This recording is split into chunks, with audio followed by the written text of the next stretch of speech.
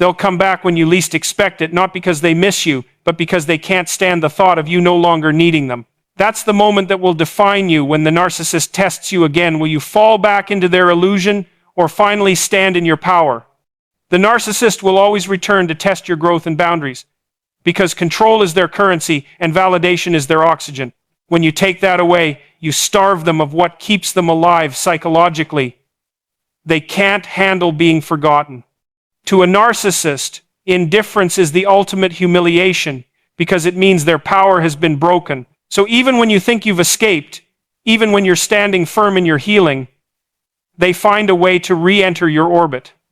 They'll reach out through a message, a memory, a mutual friend, or a moment that triggers nostalgia. They know exactly how to draw your attention because they've studied you. They know your weaknesses, your hopes, your compassion, and your desire to believe that people can change. But that's the very thing they prey on.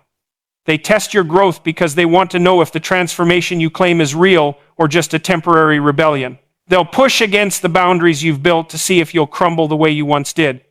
The narcissist's mind operates like a scientist. In a cruel experiment, they test reactions, measure resistance, and calculate vulnerability. Every word they say is a probe. Every gesture a manipulation disguised as affection. They are not coming back for closure or healing. They are coming back for confirmation that they still have influence over your emotions. When you begin to grow, to find strength, to choose peace, you break the emotional contract they built with you. You stop being their mirror. And that terrifies them. Because a narcissist's identity is fragile, it depends on external reflection. Without someone to react to their superiority, they lose the illusion of being important. That's why they come back. Not for love, not for connection, but for control. They must reassert dominance to feel whole again. They'll approach you with charm, calmness, and apparent humility. They might say they've been thinking, reflecting, changing. They'll use the language of self-awareness because they know that's what you longed for before. They mirror the emotional growth they see in you, pretending they've achieved it themselves. But watch closely, it's all surface level. Scratch the surface, and you'll see the same entitlement, the same deflection, the same subtle manipulation.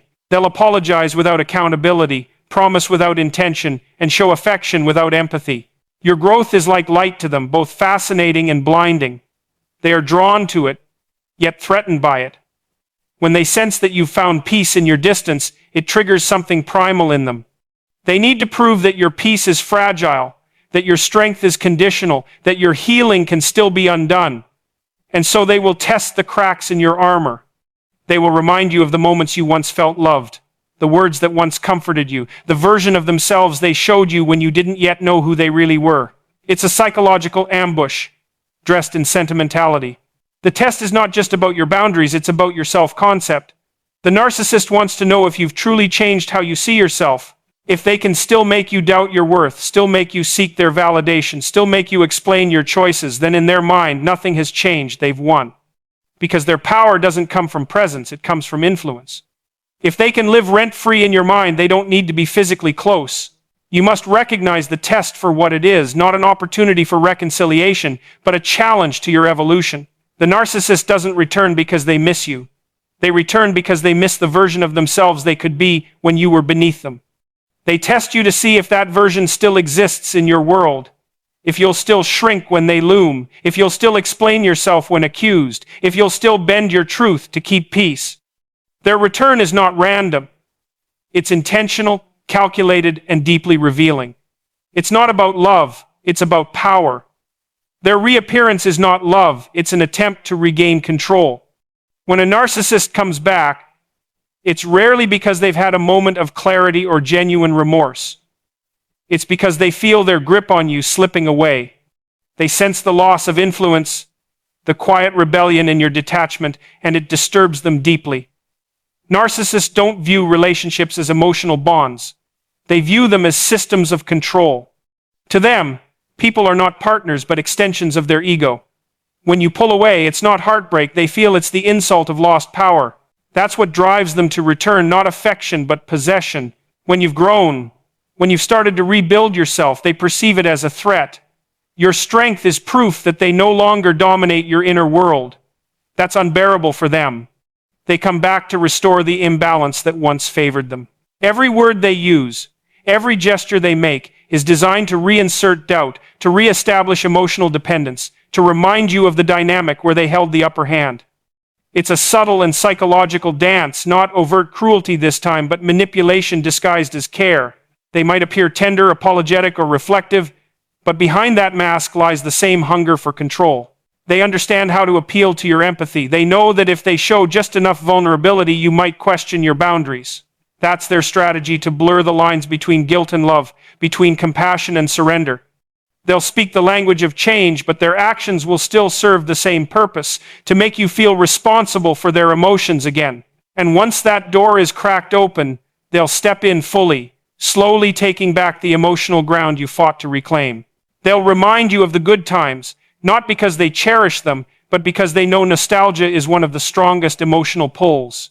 They'll frame your distance as coldness, your silence as cruelty, your boundaries as punishment. It's not about healing, it's about control through guilt. The moment you begin to justify yourself, you're already back in the cycle, defending what doesn't need defense, explaining what needs no explanation. That's how they reestablish dominance. By pulling you into emotional negotiation on their terms. They can't survive in a relationship of equality. Control is the air they breathe.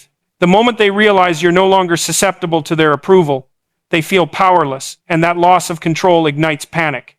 So they reappear, dressed in the illusion of reconciliation, seeking to restore the order that once served them. It's never about love. It's about reclaiming the throne they built inside your mind. They don't want you back. They want their reflection back.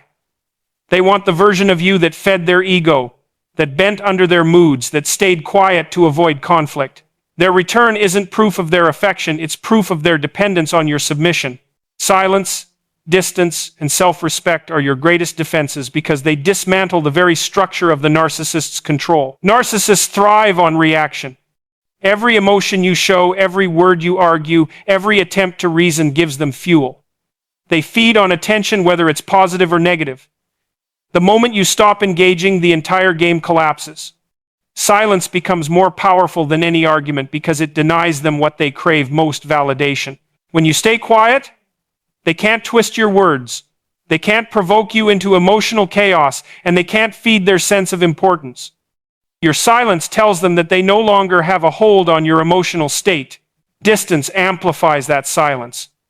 When you remove yourself physically, mentally, and emotionally from their influence, you create space for clarity.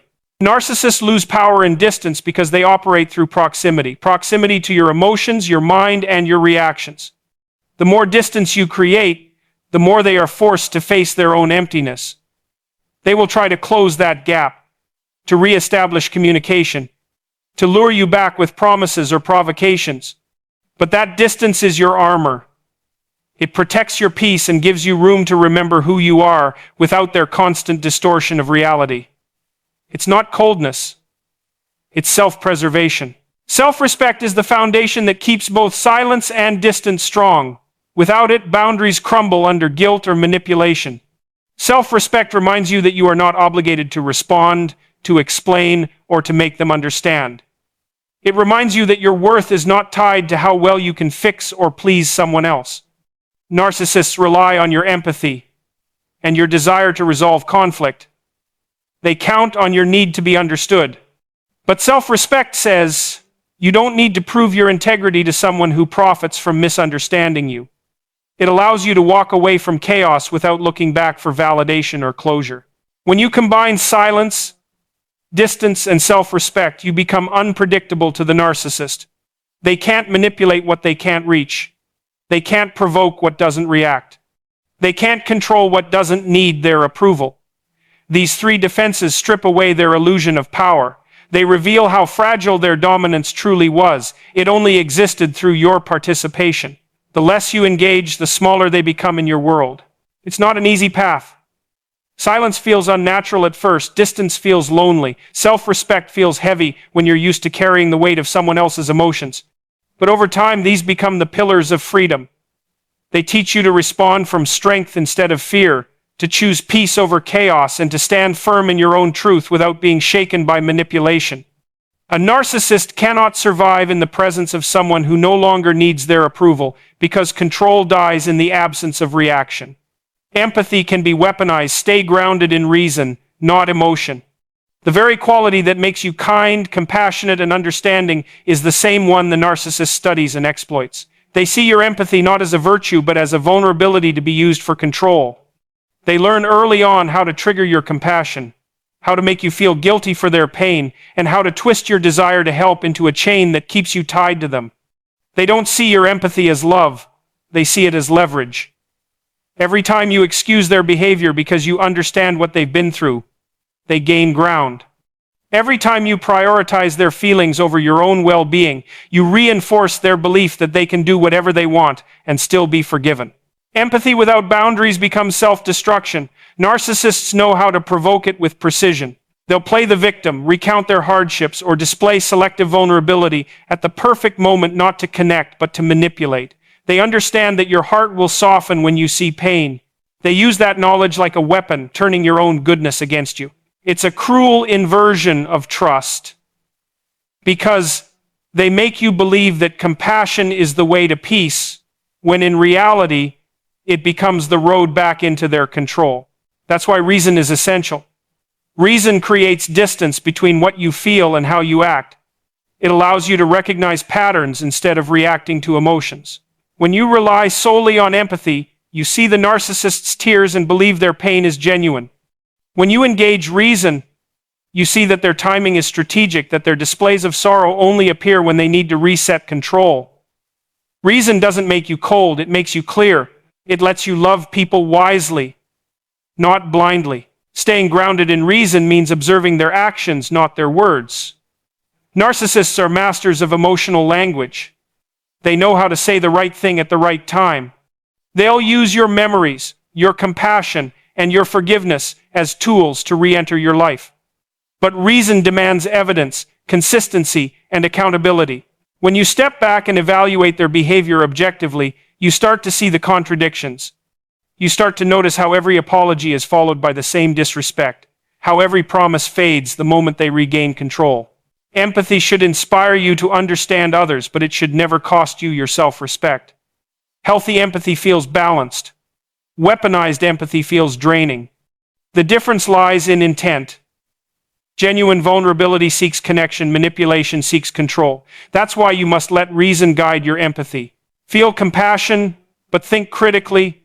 See their struggle, but remember their patterns. Care, but from a distance that protects your peace. A narcissist cannot survive in the presence of someone who feels deeply yet thinks clearly, because their power depends on your emotional confusion. When emotion and reason align, you become unshakable. True victory comes when you no longer seek their validation or understanding, because the very need for validation is the thread that keeps you tied to the narcissist's control. They build their power around your desire to be seen, heard, and understood. They know you want closure, that you want them to acknowledge the pain they caused, that you crave an honest moment where they admit what they did was wrong. But that moment never comes.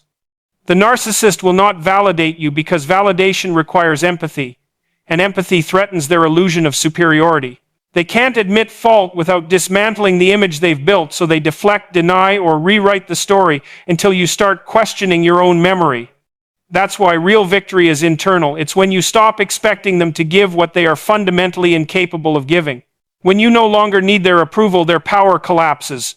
They thrive on your reactions, on your attempts to prove your worth, on your efforts to explain yourself. Every time you argue, defend, or seek acknowledgement, you feed the dynamic that keeps them relevant in your life. The moment you stop doing that, they lose control. They become powerless not because you defeated them, but because you stopped playing the game. You stop trying to be understood and start understanding yourself. You stop waiting for them to see your value and begin seeing it on your own. That's where real freedom begins, not in winning against them, but in removing them as the measure of your self-worth. The need for validation is a human instinct. We all want to feel recognized and valued, but with a narcissist, that instinct becomes a trap. They will give validation in small doses, only to take it away when they want to control you again. It becomes a psychological addiction. You chase the approval that keeps slipping through your fingers. True victory means breaking that cycle entirely. It means recognizing that your worth doesn't fluctuate based on their attention or their absence. You become your own source of validation, your own anchor, your own mirror. When you no longer seek understanding from them, you stop engaging in the endless battle of explanations. Narcissists thrive on confusion. They twist conversations until you doubt yourself. They don't want to understand you, they want to disarm you. When you withdraw that need, you take away their weapon. You start speaking less, reacting less, and believing more in your own clarity. You stop trying to fix what was never meant to be repaired and start focusing on building what can grow your peace, your purpose, your future. The ultimate form of strength isn't revenge, confrontation, or proving them wrong. It's indifference. It's walking away and not needing to be seen as right. It's knowing your truth so deeply that their opinion no longer carries weight. When their voice no longer echoes in your mind, when their absence feels like freedom instead of loss, that's when you've truly won.